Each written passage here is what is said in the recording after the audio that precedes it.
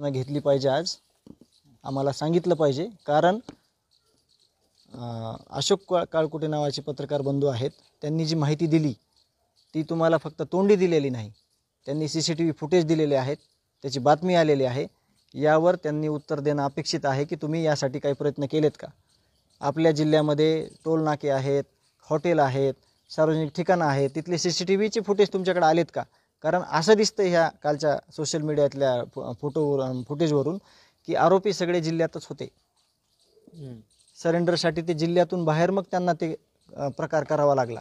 याची जिम्मेदार पूर्ण CID SIT यंत्रणा असेल असं मी तुम्हाला जिम्मेदारीने बोलतोय। आज काय भेट वगैरे घेणार आहेत का तुम्ही त्यांची? काही मी आज भेट घेणार आहे, आता थोड्या वेळात भेट घेणार? SITचे अधिकारी आहेत आणि CIDचे अधिकारी आहेत, त्यांची मी आता भेट घेणार आहे, केज ऑफिसला भेट घेणार आहे। याच्यामध्ये हे जे 9 आरोपी एकूण या प्रकरणामध्ये पहिल्या दिवसापासून आम्ही म्हणतो की ही संघटित गुन्हेगारी, जे टोल नाक्यावर प्रकार घडला त्या टावर खाली किती लोक ह्यांना अभय देत होते याची पण माहिती होणं गरजेचं आहे। त्याची माहिती अजून कोणी दिलेली नाही आम्हाला, किंवा ते त्यांचं काम आहे, तपासात ते आलंय का हे आम्हाला माहिती देण्याचं का आम्ही लेखी स्वरूपात घेऊन जाऊन आम्हाला माहिती पाहिजे। आम्ही मागच्या 10 दिवसापूर्वी सुद्धा ज्यावेळेस आंदोलन झालं त्या दिवशी दुसऱ्या दिवशी आम्ही गेलो होतो, आम्ही त्यांना लेखी स्वरूपात दिलं होतं की हे तपासात घेतलंय का, आणि त्याचं आम्हाला आज उत्तर त्यांच्याकडून प्रूफली पाहिजे, तोंडी आम्ही घेणार नाही। वाल्मिक कराड अटक झाल्यापासून श्वसनाचा त्रास आहे, काय तुमचा काय संशय आहे याबद्दल?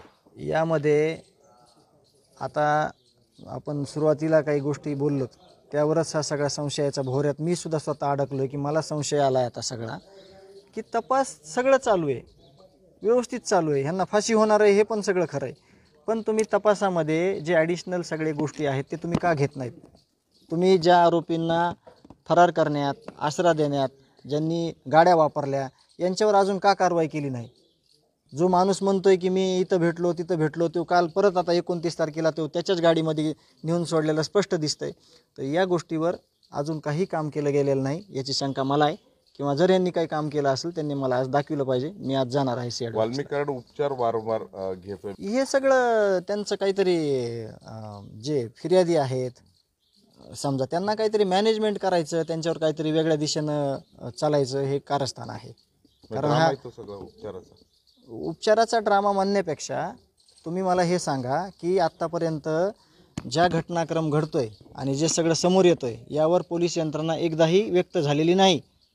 तुम्हाला त्यांनी व्यक्त झालं पाहिजे की हे काय चालू आहे, आपण दुःखात आहेत, आपण मोर्चात आहेत, आपण रस्त्यावर आहेत, आपण न्याय मागतो, हे यंत्रणेनं पण स्पष्ट केलं पाहिजे तुम्हाला की हे चाललंय काय। उपचाराबद्दल नेमकं तुमचं म्हणणं काय?